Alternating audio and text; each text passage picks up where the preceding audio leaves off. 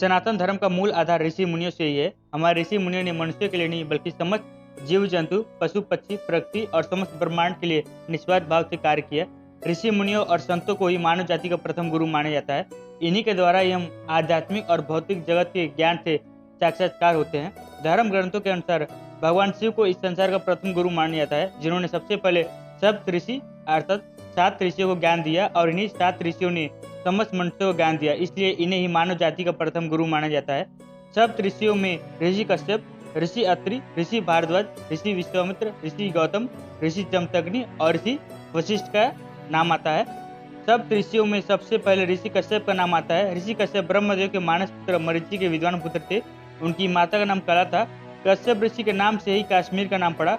ऋषि कश्यप ने प्रजापति दक्ष की 17 कन्याओं से विवाह किया था और इन्हीं कन्याओं से देवता, दैत्य, दानव, राक्षस, पशु पक्षी, पेड़ पौधे, कीड़े मकोड़े आदि का जन्म हुआ। इसलिए शास्त्रों में हम सभी को ऋषि कश्यप की संतान कहा गया है और पूरा संसार एक परिवार है, ऐसा शिक्षा दी गई है। सप्त ऋषियों में ऋषि कश्यप के बाद ऋषि अत्रि का नाम आता है। ऋषि अत्रि ब्रह्मदेव के मानस पुत्र में से एक थे। इनका उल्लेख ऋग्वेद में सबसे अधिक किया गया है। इनकी पत्नी माता सती अनसुईया थी, जिन्होंने अपने तप शक्ति से भगवान ब्रह्मा, विष्णु और महादेव को नन्हे बालक के रूप में परिवर्तित कर दिया था। चंद्रदेव, ऋषि दुर्वासा और भगवान दत्तात्रेय इन्हीं के पुत्र है। सती माता अनसुईया और उनके पुत्रों और साथ ही ऋषि कश्यप के लिए हमने अलग से वीडियो बनाया है, जिसका लिंक कमेंट और डिस्क्रिप्शन में आपको मिलेगा। आप सभी से निवेदन है कि इन वीडियो को भी देखिए और पसंद आए तो शेयर जरूर कीजिए। ऋषि अत्रि के बाद ऋषि भारद्वाज का नाम आता है। ऋषि भारद्वाज देव गुरु बृहस्पति के पुत्र थे। उनकी माता का नाम ममता था। ऋषि भारद्वाज को प्रयाग का प्रथम वासी माना जाता है, अर्थात ऋषि भारद्वाज ने ही प्रयाग को बसाया था। प्रयाग में ही उन्होंने धरती के सबसे बड़े गुरुकुल की स्थापना की थी और हजारों वर्षों तक विद्या दान करते रहे। वे शिक्षा शास्त्री, राजतंत्र मर्मज्ञ, अर्थशास्त्री, शस्त्र विद्या विशारद, आयुर्वेद विशारद, विधि वेदा, अभियांत्रिक विशेषज्ञ, विज्ञान वेदा और मंत्र दृष्टा थे। ऋषि भारद्वाज ने ही महर्षि भारद्वाज व्याकरण, आयुर्वेद संहिता, धनुर्वेद, राजनीति शास्त्र, यंत्र सर्वस्त्र, अर्थशास्त्र, पुराण, शिक्षा आदि पर अनेकों ग्रंथों की रचना किया था। ऋषि भारद्वाज के बाद ऋषि विश्वामित्र का नाम आता है।